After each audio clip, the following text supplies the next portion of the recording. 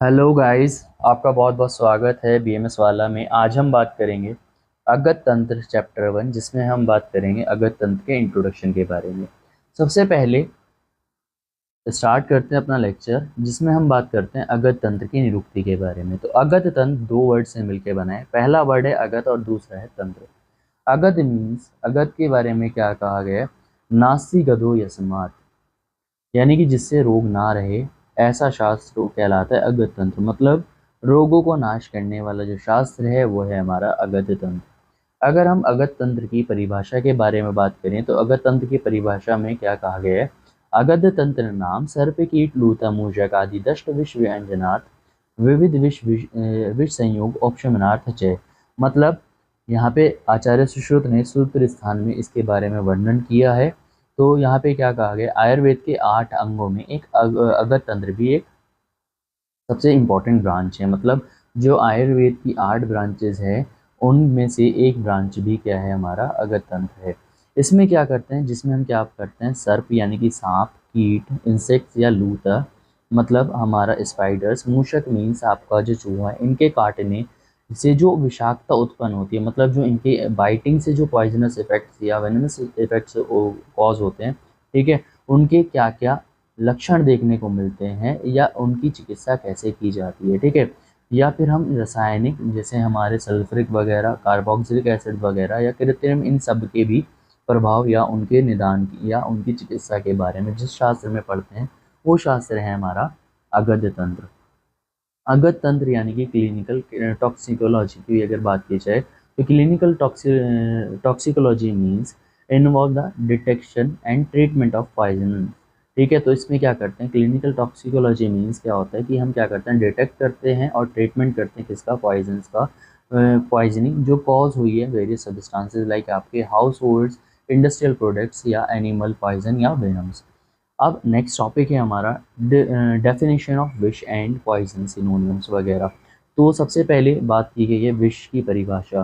तो विष के बारे में क्या कहा गया, देह परविष्यम यद द्रव्यम दूषित व रस आदि का नाम स्वास्थ्य प्राणहनम च स्यात् तद द्रव्यम विष मुच्यते। मतलब विष वह द्रव्य है जो शरीर में प्रवेश करते ही क्या करता है, शीघ्रता से फैल जाता है, और साथ साथ क्या करता है, जो हमारी रस आदि धातु हैं उनको दूषित करके रोग की उत्पत्ति करता है। ऐसा द्रव्य हम क्या कहते हैं, विष कहा गया। तो विष क्या है, वो द्रव्य जो हमारे शरीर में एंटर करने के बाद या हमारी बॉडी में एंटर करने के बाद क्या करता है, हमारी जो धातु हैं उनको दूषित करके क्या करता है, डिजीज़ की कॉज कराता है, उसको हम क्या कहते हैं, विष कहते हैं। तो विष के अगर सिनोनियम्स की बात की जाए तो विष के डिफरेंट सिनोनियम्स कहे गए हैं, जैसे श्वेत, गरल, गर, गद, भूगर, कलाकुल, कालकप और कालकूट। ये सब क्या कहे गए, यहाँ पे विष के पर्याय कहे गए हैं, यानी कि सिनोनिम्स। अब अगर हम बात करते हैं पॉइजन और वेनम के डिफरेंशिएशन के बारे में, तो देखिए वेनम क्या होता है, सिंपल सा एक ही लाइन में हम यहाँ पे डिफरेंशिएट कर देंगे। वेनम क्या होता है, वेनम इंजेक्टेड होता है बाय बाइट और स्टिंग्स के थ्रू। मतलब किसी ऐसे जानवर के काटने वगैरह से क्या होता है, आपका वेनम आपकी बॉडी में एंटर करता है। लेकिन जो आपका पॉइजन है वो क्या किया जाता है, या तो आप कंज्यूम करते हो या इनहेल करते हो या आपकी बॉडी की स्किन के थ्रू उसको एब्जॉर्ब किया जाता है। यानी कि जो कंज्यूम, इनहेल या एब्जॉर्ब किया जाए वो होता है हमारा पॉइजन, और जो हमारी बॉडी में बाइटिंग या स्टिंग्स के थ्रू क्या किया जाए, एंटर किया जाए, वो होता है वेनम। तो ये होता है हमारा एक सिंपल सा डिफरेंस वेनम और पॉइजन के बीच में। अगर हम बात करते हैं विष के गुण, तो विष के गुण क्या बताए गए हैं, 10 गुण बताए गए हैं।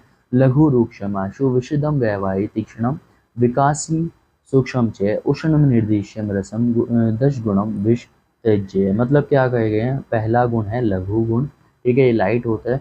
रूक्ष यानी कि ड्राई होता है, आशु होता है, जल्दी से पहनने वाला होता है, ठीक है, विशद होता है, वैवाही होता है, तीक्ष्ण होता है, विकासी होता है, सूक्ष्म होता है, उष्ण और इसका कोई रस नहीं होता, अनिर्देश्य रस है। तो ये हमारे विष के 10 गुण बताए गए हैं। अब बात की जाए विष के वर्गीकरण के बारे में, तो आचार्य चरक और आचार्य सुश्रुत ने विष को 2 कैटेगरी में क्लासिफाई किया गया है। पहला क्या कैटेगरी है, स्थावर, और दूसरा है जांगम। स्थावर विष वो होता है जो स्थावर प्राणी, जैसे आपके प्लांट्स वगैरह, इनसे जो हमारा विष की उत्पत्ति होती है वो है हमारे स्थावर विष। जांगम विष होते हैं हमारे जो आपके जंगली प्राणियों से जो विष पाए जाते हैं वो हमारे जांगम विष, जैसे आपका स्नेक वगैरह में जो विष प्रेजेंट है। अगर आचार्य बागभट्ट की बात की जाए तो आचार्य बागभट्ट ने इनको 3 कैटेगरी में क्लासिफाई किया गया। पहला स्थावर, वही जो आपके प्लांट्स वगैरह में है। जांगम मतलब जो आपके एनिमल्स वगैरह में जो प्रेजेंट होता है वो है हमारा जांगम विष। और कृत्रिम मीन्स मैन मेड वगैरह। ठीक है, इसके बाद आचार्य कश्यप ने भी 3 कैटेगरी क्लासिफाई की हैं, स्थावर, जांगम और कृत्रिम। स्थावर में कौन आ गए आपके यहाँ पे, इन्होंने फर्दर 2 कैटेगरी क्लासिफाई कर दी। वानस्पतिक मीन्स वानस्पतियों से जो प्राप्त हो रहे हैं वो विष, और खनिज विष मतलब जो आपको खनिज या खदानों से प्राप्त होते हैं। दूसरा है हमारा जांगम विष। जांगम विष मतलब क्या है, हमारा जो जंगली प्राणी से। कृत्रिम विष 2 टाइप के हैं, पहला है हमारा गर्विष और दूषी विष। तो गर्विष और दूषी विष क्या होते हैं, किस इनके क्या क्या सिम्टम्स होते हैं, आने वाले लेक्चर्स में हम बात करेंगे। लेकिन यहाँ पे एक एमसीक्यू बन सकता है कि जो आपके गर्विष और दूषी विष हैं वो किस में इंक्लूड किए गए हैं और किस आचार्य ने कितने विष माने हैं। अगर हम मॉडर्न के एस्पेक्ट से बात करते हैं पॉइजन्स के क्लासिफिकेशन के बारे में, तो ये 4 टाइप के पॉइजन का क्लासिफिकेशन होता है। पहला है कोरोसिव, दूसरा इरिटेंट, तीसरा neurotoxic and fourth one is your cardiotoxic. Corrosive means मतलब जो आपकी स्किन वगैरह पे कोरोसिव इफेक्ट देते हैं वो आपके कोरोसिव। पहले इसमें 2 कैटेगरी में क्लासीफाई किया गया, कुछ हैं स्ट्रॉन्ग एसिड्स और कुछ हैं हमारे स्ट्रॉन्ग एल्कलाइड। स्ट्रॉन्ग एसिड्स में कौन आ जाएगा आपके, फर्दर 2 कैटेगरी में क्लासीफाई है, इनऑर्गेनिक एंड ऑर्गेनिक। इनऑर्गेनिक्स में आ जाएंगे आपके सल्फ्यूरिक एसिड, नाइट्रिक एसिड और आपका HCl हाइड्रोक्लोरिक एसिड। जो ऑर्गेनिक एसिड्स हैं carboxylic acids, acetic acid, salicylic acids वगैरह। अगर हम स्ट्रॉन्ग एल्कलाइज में बात करते हैं तो स्ट्रॉन्ग एल्कलाइज में आपके क्या आ जाते हैं, हाइड्रेट्स, कार्बोनेट और आपके सोडियम पोटेशियम्स वगैरह आ जाते हैं। ठीक है, इसके बाद है इरिटेंट्स। इरिटेंट्स मतलब जो क्या करते हैं, इरिटेशन कॉज करते हैं, वो है आपके इरिटेंट पॉइजन्स। तो ये भी 2 कैटेगरी में क्लासीफाई किए गए हैं, ऑर्गेनिक एंड इनऑर्गेनिक। ऑर्गेनिक में कौन कौन से हैं आपके, वेजिटेबल्स हैं और एनिमल्स, जैसे कैस्टर, ठीक है, कैलोट्रोपिस और कैप्सिकम, ये सब क्या आ गए आपके ऑर्गेनिक इरिटेंट्स हो गए। एनिमल्स में स्नेक, स्पाइडर और स्कॉर्पियंस। इसके बाद अगर हम बात करते हैं इनऑर्गेनिक में, तो आपके 2 कैटेगरी क्लासीफाई किया गया है, metallic and non metallic. Metallic में कौन कौन सा हो जाएगा, फॉस्फोरस, हैलोजन, और जो आपके नॉन मेटेलिक हैं आर्सेनिक, लेड, मरकरी वगैरह। दूसरा है, तीसरी कैटेगरी है न्यूरोटॉक्सिक। न्यूरोटॉक्सिक मीन्स जो हमारे नर्वस सिस्टम को अफेक्ट करते हैं। तो न्यूरोटॉक्सिक भी 3 कैटेगरी में क्लासीफाई किए गए हैं, यानी कि जो हमारे ब्रेन को अफेक्ट कर रहे हैं, हमारे स्पाइनल कॉर्ड को अफेक्ट कर रहे हैं, हमारे पेरिफेरल नर्वस सिस्टम को अफेक्ट कर रहे हैं। तो जो हमारे ब्रेन को अफेक्ट करते हैं उनको कैटेगरी में रखा गया सेरिब्रल न्यूरोटॉक्सिक, स्पाइनल कॉर्ड में स्पाइनल न्यूरोटॉक्सिक एंड आपके पेरिफेरल न्यूरोटॉक्सिक। सेरिब्रल न्यूरोटॉक्सिक में आ जाते हैं आपके बारबिट्रेट्स, अल्कोहल और आपका क्लोरोफॉर्म। स्पाइनल में अगर आप देखते हो तो स्टाइलोकोकम, वेनुलिका, और जो आपका पेरिफेरल है उसमें कौन सा आ जाएगा, क्रुएरिकोनियम। ठीक है, और अगर हम बात करते हैं कार्डियोटॉक्सिक मीन जो हमारे बॉडी में कार्डियक जो हमारा कार्डियोवास्कुलर सिस्टम है उसमें एक टॉक्सिसिटी कॉज करा रहे हैं, वो हमारे कार्डियोटॉक्सिक्स। कार्डियोटॉक्सिक में कौन कौन सा आ जाएगा, निकोटीन, ओलिएंडर और नाइट वगैरह किस में इंक्लूड किए जाते हैं, कार्डियोटॉक्सिक में इंक्लूड किए जाते हैं। अब अगर बात की जाए on the basis of states means gases हैं, लिक्विड हैं या फिर सॉलिड हैं। तो गैसेस में कैटेगरी, गैसेस में जैसे आपके carbon dioxide, carbon monoxide, H2S, HCN, और जो आपका लिक्विड है जैसे HCl, H2SO4, HNO3, NOH। Solids में आ जाएंगे आपके एक्रोनाइट और आपका मेटेलिक पॉइजन्स। अब अगर बात की जाए on the basis of medico legal aspects के बारे में, तो कौन कौन से कहे गए हैं। पहला है होमिसाइडल, जिनको सुसाइड के लिए जो यूज़ किया जाता है, मतलब होमिसाइडल मीन्स किसी को किल करने के लिए जो यूज़ किए जाते हैं।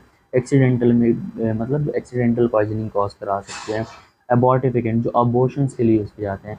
स्टफिफाइंग मीन किसी को ठगने वगैरह के लिए, या फिर कैटल पॉइजनिंग में जो कैटल वगैरह हैं उनको उनकी डेथ के लिए जहाँ जो दिए जाते हैं। तो होमिसाइडल में जैसे आपका आर्सेनिक आ जाएगा, डिजिटैलिस और आपका गुंजा।